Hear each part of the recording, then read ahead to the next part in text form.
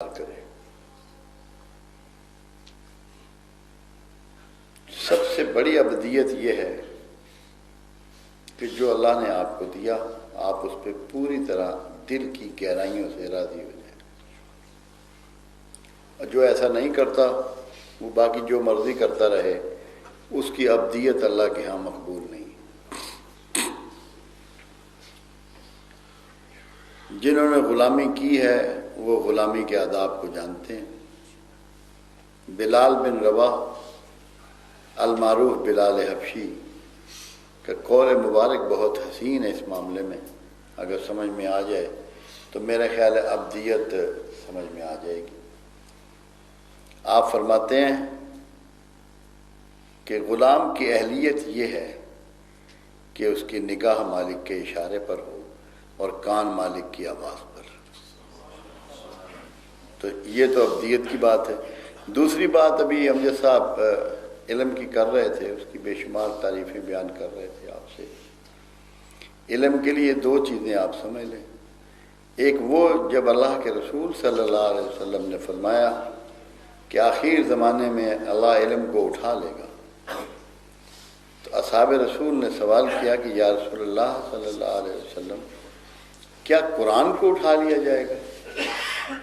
کیونکہ قرآن سے بڑھ کر کوئی علم ایک کتاب میں یکجا نہیں ہے، کیونکہ خود اللہ رب العزت کا یہ دعویٰ ہے کہ کوئی تر و خشک چیز ایسی نہیں ہے جس کا تذکرہ ہم نے قرآن میں نہ کیا۔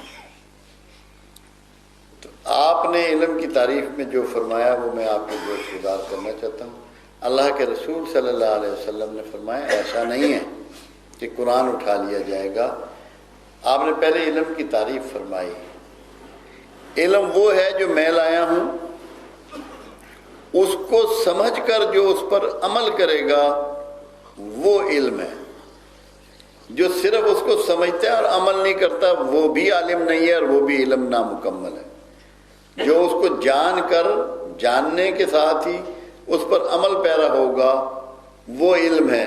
اور جب میں نے یہ کہا آپ نے فرمایا علم اٹھ جائے گا، اس کا مطلب یہ ہے ایسے لوگ جو اس کو سیکھ کر اس پر عمل کرنے والے ہیں، آخر زمانے میں جب ایک شخص ایسا فوت ہو جائے گا تو اس طرح کا دوسرا شخص پیدا نہ ہوگا۔ آہستہ آہستہ یہ لوگ اٹھتے چلے جائیں گے، اس کے معنی ہوں گے علم کا اٹھ جانا۔ تو یہ آپ علم کے حوالے سے سمجھ لیں۔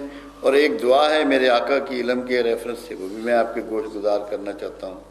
اللہ کے حبیب صلی اللہ علیہ وسلم نے فرمایا اے اللہ مجھے اشیاء کی حیت نہیں، ان کی فطرت کا علم عطا فرما۔ اور اصل علم فطرت میں ہوتا ہے، خواص میں ہوتا ہے۔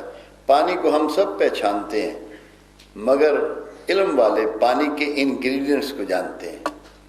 ہم سب مٹی کو دیکھتے ہیں، مٹی کو پہچانتے ہیں، مٹی کے جو انگریڈینٹس ہیں ان کو علم والے جانتے ہیں۔ جو مٹی کے اندر چیزیں چھپی ہوئی ہیں ان کو علم والے جانتے ہیں۔ پوشیدہ کا جاننا، سمجھ لینا، مان لینا اصل علمی اساس ہے۔ اور جن قوموں نے، جن افراد نے، جن ملکوں نے اس کو سمجھا، اس کی فطرت کو سمجھا، آج وہ آپ پر رول کر رہے ہیں، آج وہ آپ کے حکمران ہیں۔ آج آپ کے بچے اور آپ انہی کی چیزوں سے مستفید ہوتے ہیں جنہوں نے اشیاء کی فطرت کو سمجھنے کے علم کو حاصل کیا، جو دعا میرے آقا نے پہلے دن کی تھی۔ آج جتنی سائنسی ایجادات ہیں اس کی بنیاد صرف اس آرزو میں ہے جو رسول اللہ صلی اللہ علیہ وسلم نے کی تھی کہ مجھے اشیاء کی فطرت کا علم عطا فرما۔ جنہوں نے یہ فطرت کا علم سیکھ لیا ہے آج دنیا پر وہی حکمران ہے۔ ہماری بدقسمتی ہے کہ ہم نے اس بات کو سمجھا ہی نہیں کہ یہ کتنی بڑی دعا تھی اور کتنی گہری دعا تھی جو رسول اللہ صلی اللہ علیہ وسلم نے، اور اللہ نے آپ کو اس علم سے نوازا کہ آپ فطرت سے آگاہ تھے، کیونکہ ہر چیز کی فطرت ہوتی ہے جس کی بنیاد پر آپ یہاں نماز پڑھتے ہیں، مگر آپ جانتے ہیں اور اللہ جانتا ہے کہ اس وقت آپ کے تھاٹس کیا ہیں، آپ کے اندر کیا بات ہے۔ دوسرے شخص تو آپ کا قیام، رکوع اور سجود کو دیکھ رہا ہے، تو ظاہر کو جان لینے سے آپ کچھ بھی نہیں جانتے۔ اس لیے جس کو علم کی جستجو ہے وہ کھوج کی عادت ڈالے، غور و فکر کی عادت ڈالے۔ جب تک غور و فکر کا عادی نہیں ہوگا اور خوگر نہیں ہوگا، اسے کوئی گوہر نایاب ہاتھ میں نہیں آئے گا۔ اور اللہ کی سنت ہے یہ، اللہ کا طریقہ ہے یہ۔ گیسز ہوں، پیٹرول ہو، تیل ہو، ہیرے جواہرات ہوں، جڑی بوٹیاں ہوں، کوئلہ ہو، سمندر کی تہہ میں ہوگا یا زمین کی تہہ میں ہوگا، اللہ نے کبھی کوئی قیمتی چیز سرفیس پہ نہیں چھوڑی۔ کیوں؟ جب اللہ نے آپ کو فہم دیا، علم دیا، عقل دی، اور بارہا قرآن میں دعوت دی کہ غور و فکر کرو، عقل کو استعمال کرو، اس میں عقل والوں کے لیے نشانی ہیں، تو اللہ کی منشا اور مرضی یہ تھی کہ آپ لوگ غور و فکر کے عادی ہوں، اور کم از کم ایک بات ضرور سوچیں کہ اگر یہ پانی پیاس بجھا رہا ہے تو اس میں کیا ہے، کیوں پیاس بجھا رہا ہے؟ اگر جسم کی میل مٹی اتار رہا ہے تو کیوں اتار رہا ہے؟ میرے جسم کو ٹھنڈ پہنچا رہا ہے تو کیوں پہنچا رہا ہے؟ اللہ نے اس کیوں پر آپ کو دعوت دی، مگر ہماری بدقسمتی ہے کہ ہم نے کبھی اس پہ توجہ نہیں دی، کبھی سوچے ہی نہیں، اور آج ہم تمام دوسری قوموں کے مغلوب ہو کر رہ گئے، دست نگر ہو کر رہ گئے۔ ان کی ہیبت اور ان کے کمالات سے اتنے متاثر ہیں کہ عملی طور پہ اپنا دین ہی چھوڑنے کو تیار ہے۔ تو یہ بہت بنیادی بات ہے، انشاءاللہ اس کو بطور موضوع رکھیں گے۔ میں نے پچھلی جمعرات کو یہ عرض کی تھی کہ ہماری جو مفلوق الحالی ہے اور ہماری جو تذلیل ہے دنیا میں، جو ہمیں فیس کرنی پڑ رہی ہے، اس کا بنیادی سبب کیا ہے؟ آپ یقین کر لیں، اس کا بنیادی سبب جھوٹ ہے۔ جھوٹ ہے۔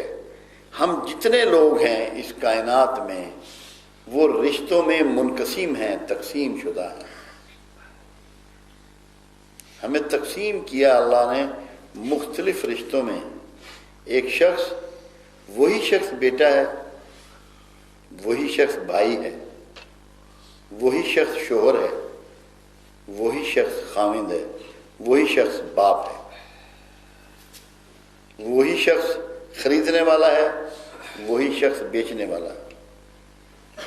تو انسان کے مختلف رشتے ہیں معاشرے میں جو بکھرے ہوئے ہیں، مگر جب وہ جھوٹا ہوتا ہے تو کوئی رشتہ بھی پوری طرح ادا نہیں کر رہا۔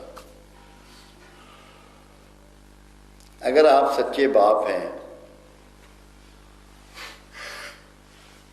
تو سچے باپ کا تو مطلب یہ ہے کہ آپ یہ برداشت نہیں کر سکتے، آپ یہ قبول نہیں کر سکتے کہ آپ کی اولاد اللہ کی باغی ہو، آپ کی اولاد رسول اللہ صلی اللہ علیہ وسلم سے بغاوت والی ہو، آپ کی اولاد ماں باپ کی باغی ہو، آپ کی اولاد اپنے استاد کی باغی ہو، آپ کی اولاد اپنے سسٹم کی باغی ہو، تو پھر کیا آپ یہ چاہ سکتے ہیں کہ یہ دوزخ میں جائے؟ اس کو جھلسا دے دوزخ کی آگ؟ اگر آپ سچے ہیں تو سچے باپ ہیں اگر، تو آپ کو فکر مند ہونا پڑے گا اپنی اولاد کے لیے۔